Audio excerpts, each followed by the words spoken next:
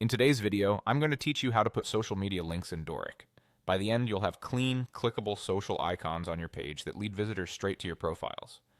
First, log into your Dorik account so you're on the dashboard. Make sure you're in the right workspace if you manage more than one site. From there, open your project to enter the editor. You'll see your pages and sections laid out, and this is where we'll add the social area. Start by adding a new section to the page where you want your icons to appear. Think about placement before you add it.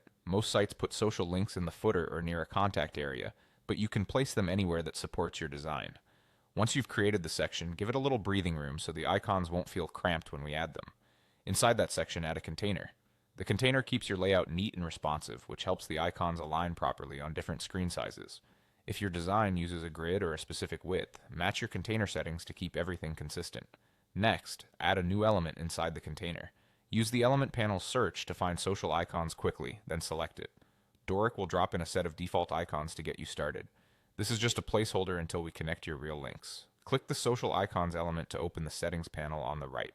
The panel is where you control everything about this element. What platforms show up, how they look, and most importantly, where they link. Take a moment to familiarize yourself with the options so you know where to update things later.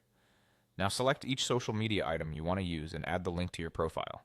Paste the full URL, including HTTPS, to avoid broken links. For example, use the direct address to your profile rather than a search result. Only add platforms you actively use so your visitors aren't sent to empty pages.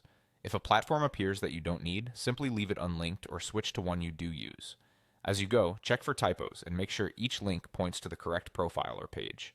That's it. You've logged in, opened your project, added a section and a container, dropped in the social icons element, opened its settings, and connected each icon to the right link.